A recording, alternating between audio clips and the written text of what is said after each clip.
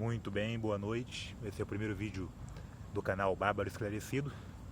E o Bárbaro Esclarecido é uma página, é um conceito que ela foi criado para falar sobre assuntos como política, sociologia, antropologia, modernidade, filosofia, masculinidade, contracultura e assuntos afins.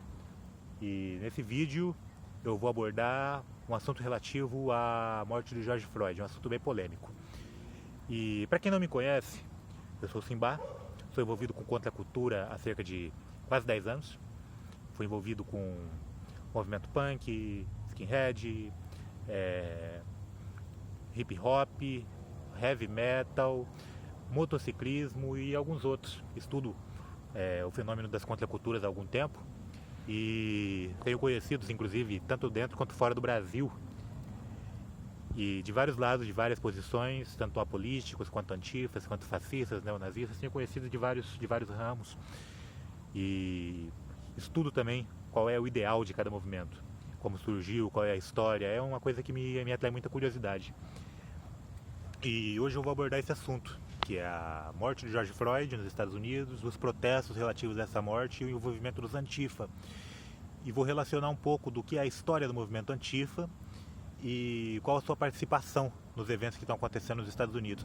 E vou dizer também por que eu deixei recentemente de apoiar esses movimentos, que no começo me parecia alguma coisa muito legítima, era legítimo. O que aconteceu com o George Floyd, eu não preciso me debruçar sobre o tema, muita gente já falou.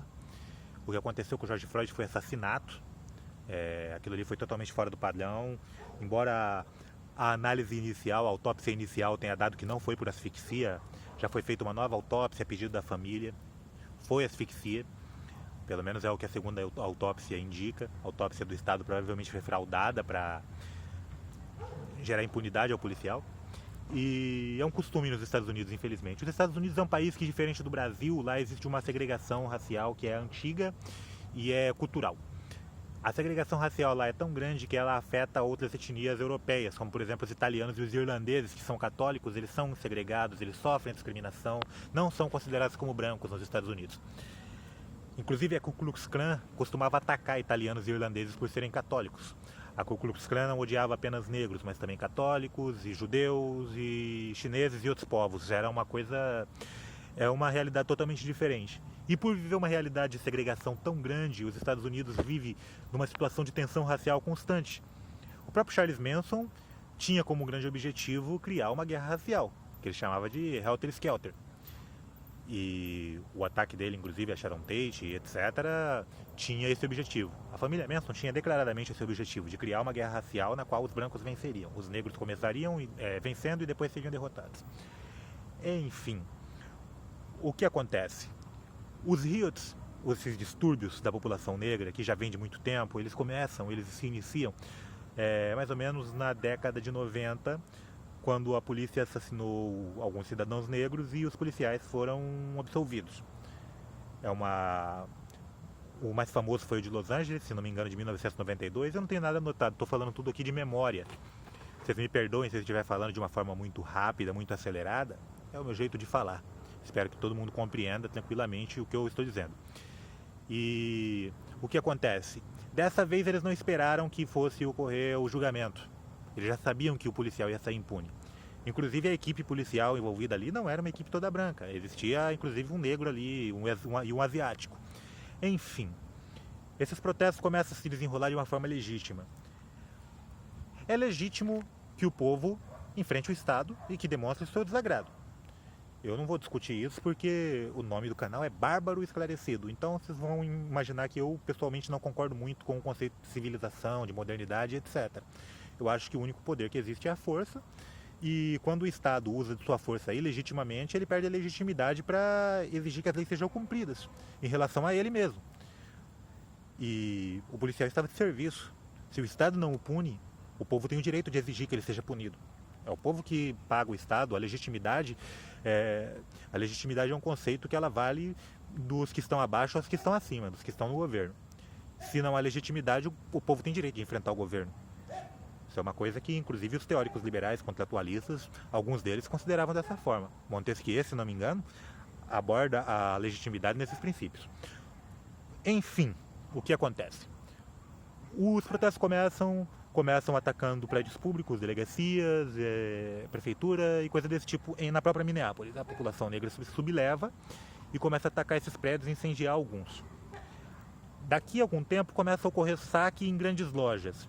Podemos compreender que até alguns anos atrás a segregação era um fato e muitas dessas grandes empresas elas financiaram a segregação e financiam até hoje e elas têm participação em tudo que é desenvolvido pelo governo e pelo Estado, inclusive se beneficiam de esquemas de corrupção. Teoricamente, tudo que está numa empresa grande, numa rede gigantesca de comércio, está no seguro. Até aí, nenhum prejuízo real, correto? Ninguém tinha se machucado.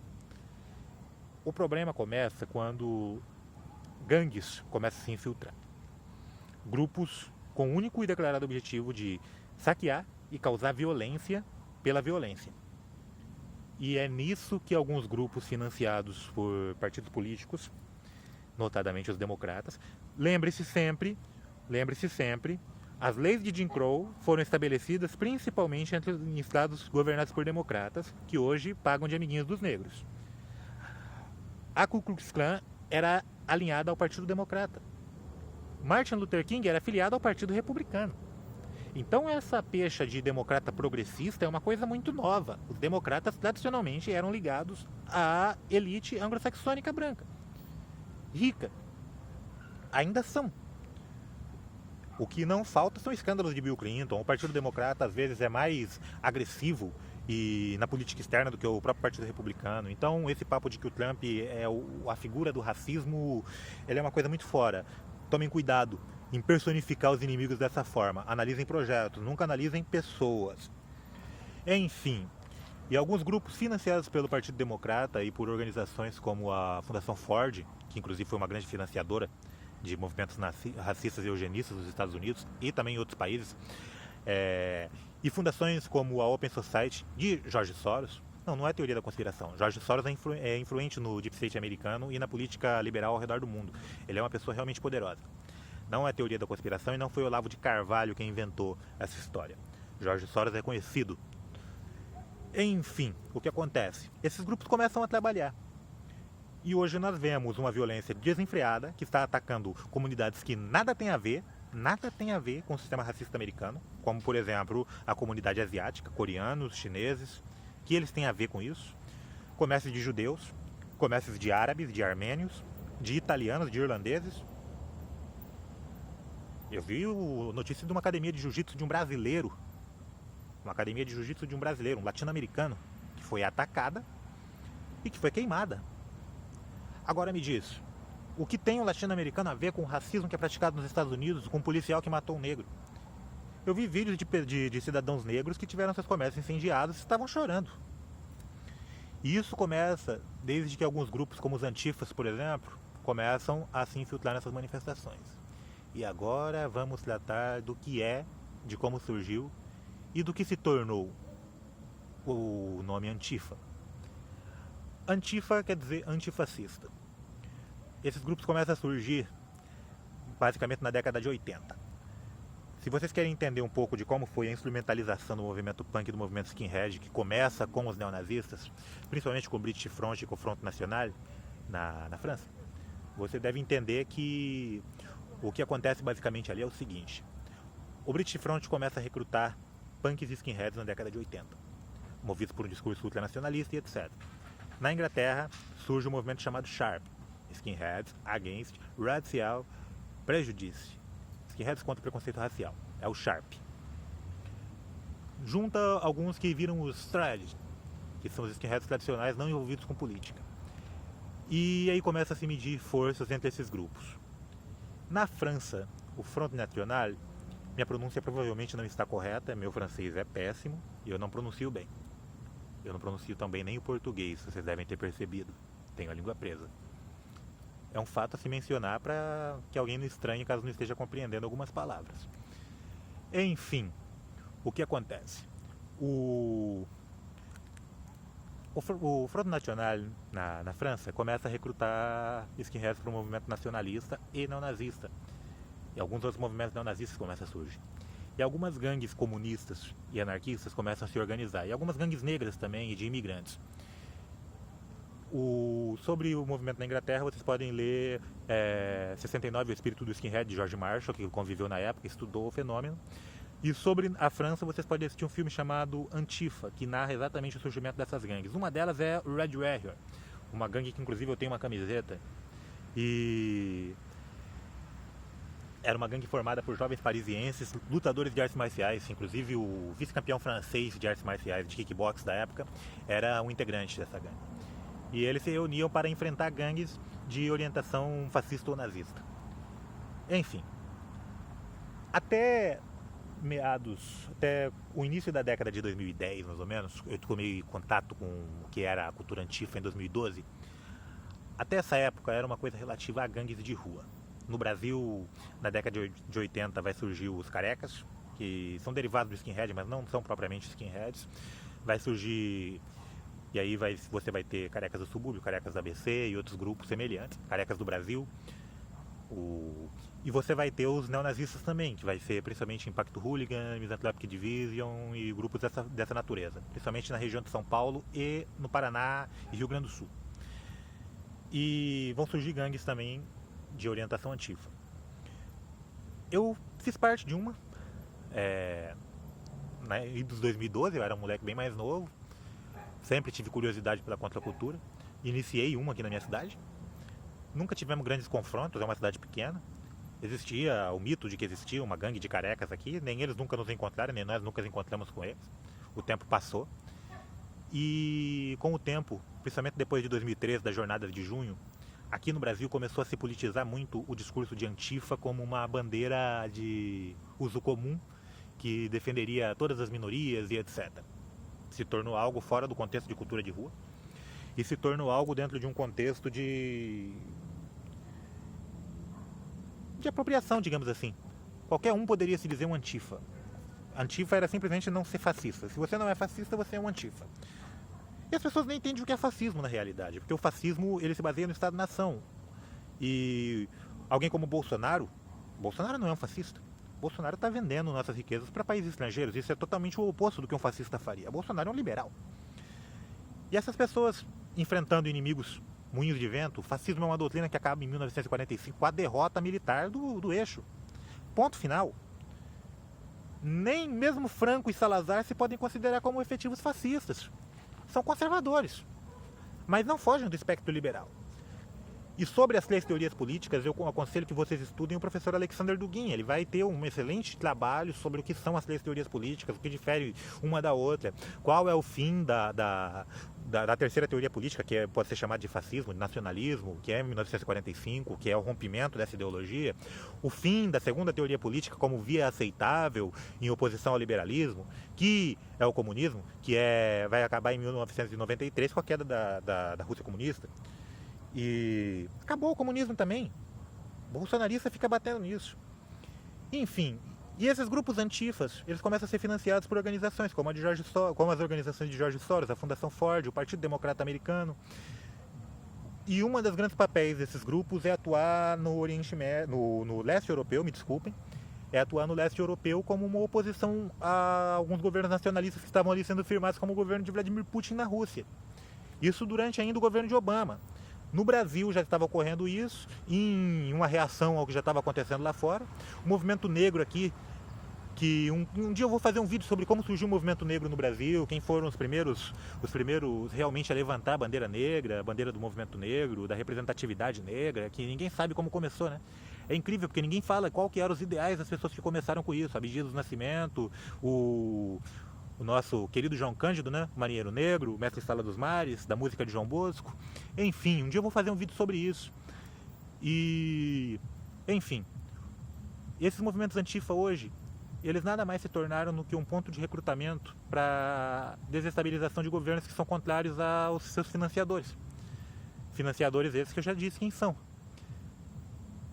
E esses mesmos governos atuam de forma a derrubar, esses mesmos grupos atuam de forma a derrubar governos que não são do seu agrado. Anonymous, Fêmen, Grupos neonazistas hoje também são instrumentalizados tanto quanto os Antifa. Basta você ver o Pravi Sector e o Batalhão Azov na Ucrânia, que lutaram ao lado dos Antifas contra a Nova Rússia. Você tem que entender isso. O movimento LGBT na Ucrânia lutou junto a neonazistas. De verdade, gente que queimou várias pessoas vivas em Odessa, dentro de um sindicato, porque elas se recusaram a aceitar o golpe do Maidan. E hoje a Sarah Winter vem falar que nós temos que ucranizar o Brasil, que é repetir o que aconteceu na Ucrânia.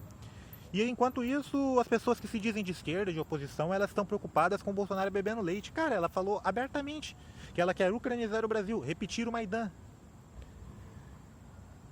E o grande objetivo hoje, não que eu não concorde que a manifestação iniciadas pelas torcidas organizadas, principalmente a Gaviões da Fiel, tenha sua legitimidade, visto que havia algumas atitudes muito violentas de parte dos apoiadores do Jair Bolsonaro.